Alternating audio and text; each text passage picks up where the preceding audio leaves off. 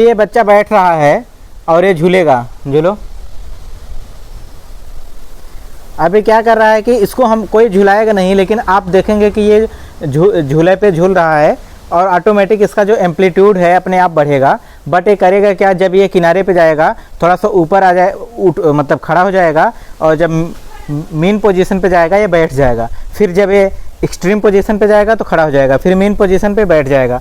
तो एक्चुअल में ऐसा करते करते देखेंगे इसका एम्पलीट्यूड बहुत ज़्यादा हाई हो जाएगा। देखिए अब लग रहा होगा कि इसका एम्पलीट्यूड बहुत ज़्यादा बढ़ गया है। तो आप लोग वीडियो को रोक के और ये सोच के बताइए कि आखिर ऐसा क्यों हो रहा है कि एक्सट्रीम पोजीशन पे जा रहा है और ये खड़ा हो जा रहा है, और मीन पोजीशन पे बैठ जा रहा है, तो फिर इसका एम्पलीट्यूड बढ़ क्यों जा रहा है। तो अभी आप लोगों ने देखा कि बच्चा झूले पे बैठ के और अपने आप ही झूल रहा है, फिर भी उसका एम्पलीट्यूड क्या है, लगातार बढ़ता जा रहा है। और एम्पलीट्यूड एक ऐसा समय आ रहा है कि एम्पलीट्यूड बहुत बड़ा हो जा रहा है। तो आप लोगों ने समझा होगा इसके पीछे का रीज़न। अगर आपने क्लोजली वीडियो को देखा होगा तो आपको कुछ न कुछ समझ में आया होगा, और उम्मीद है कि आप लोगों ने कमेंट भी कर दिया होगा। तो आइए देखते हैं कि इसके पीछे का रीज़न क्या है। तो उसके लिए हमने ये बनाया हुआ है आपको और अच्छे से समझाने के लिए।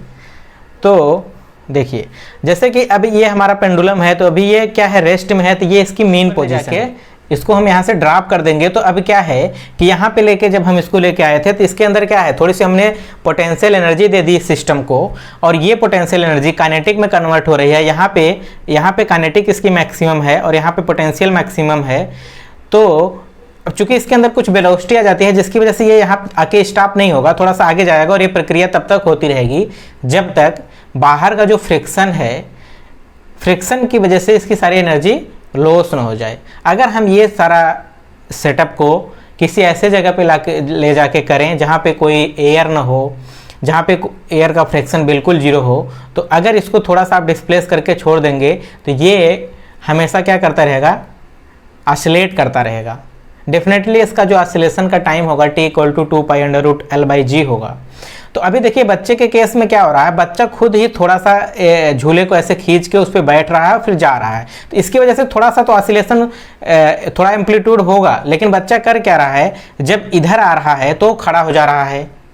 तो होगा क्या कि जब बच्चा इधर आया तो झूले पे जब खड़ा होगा तो उसकी पोटेंशियल एनर्जी क्या होगी, बढ़ जा रही है। फिर जो बढ़ी हुई पोटेंशियल एनर्जी है, जब ये इधर जा रहा है तो नीचे की तरफ बैठ जा रहा है, तो पोटेंशियल एनर्जी यहाँ पे मिनिमम पोटेंशियल एनर्जी होगी बच्चे की। तो होगा क्या कि जो इधर खड़ा हुआ था, खड़े होने की वजह से जो पोटेंशियल एनर्जी उसको मिली थी, वो सारी की सारी पोटेंशियल एनर्जी इधर जाके काइनेटिक में कन्वर्ट होगी। अगर काइनेटिक में कन्वर्ट होगी तो क्या होगा, half M V square maximum होगा। इट मीन्स वेलोसिटी मैक्सिमम होगी। तो वेलोसिटी क्या है हमारी, बढ़ती जाएगी। तो इधर भी जब जाएगा, चूंकि बढ़ी हुई वेलोसिटी है, तो अब इसको काइनेटिक एनर्जी ज़्यादा मिली है, तो इसको खत्म करने के लिए और ऊपर जाएगा। लेकिन जब ये यहाँ ऊपर जा रहा था फिर ये खड़ा हो जा रहा था, यानी इसको और भी पोटेंशियल मिल जा रही है। तो ये यही प्रक्रिया बार बार हो रही है। जब इधर आ रहा है तो जहाँ तक आ रहा है, जैसे पहली बार अगर ये यहाँ तक आया तो खड़ा होके स्टैंड हो जा रहा है, तो जिससे उसको और पोटेंशियल एनर्जी मिल जा रही है। फिर यही पोटेंशियल एनर्जी बाद में काइनेटिक में कन्वर्ट हो रही है, जिससे उसकी वेलोसिटी और बढ़ जा रही है। तो ये कंटिन्यूअस प्रोसेस चल रहा है। पोटेंशियल एनर्जी काइनेटिक एनर्जी में कन्वर्ट हो रही है और काइनेटिक एनर्जी पोटेंशियल एनर्जी में कन्वर्ट हो रही है। तो बच्चा जब इधर जा रहा है तो इसकी पोटेंशियल एनर्जी जब खड़ा हो जा रहा है तो थोड़ी और बढ़ जा रही है। तो उसकी बढ़ी हुई पोटेंशियल एनर्जी की वजह से काइनेटिक बढ़ जा रही है, जिसकी वजह से उसको एम्पलीट्यूड थोड़ी सी बढ़ जा रही है। लेकिन जैसे मान लीजिए पहली बार मैं यहाँ आया था तो खड़ा हो गया तो थोड़ा सा और पोटेंशियल एनर्जी मिली, तो जो थोड़ा सा खड़े होने की वजह से उसने और एक्स्ट्रा पोटेंशियल एनर्जी गेन की, उसकी वजह से इसका एम्पलीट्यूड थोड़ा सा बढ़ेगा। मान लीजिए दूसरी बार यहाँ जाएगा, फिर खड़ा होगा, तो ये प्रक्रिया ये बार बार करेगा, तो इसकी एम्पलीट्यूड जो है बहुत ज़्यादा बढ़ जा रही है।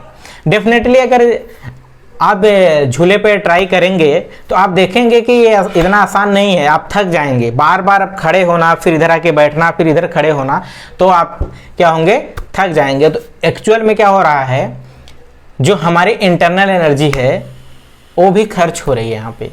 वही इंटरनल एनर्जी हम ट्रांसफ़र कर दे रहे हैं किसको, इस झूले को, जिसकी वजह से उसका एम्पलीट्यूड बढ़ रहा है। डेफिनेटली अगर कोई जैसे ये है इसको लेके करेंगे हम लोग तो ऐसा नहीं होगा। इसमें ऐसा नहीं होगा कि ये हम एक बार ऐसे करके छोड़ दें, अगर यहाँ से छोड़ेंगे तो ये यहीं पे आएगा, रुकेगा, यहीं पे आके रुकेगा।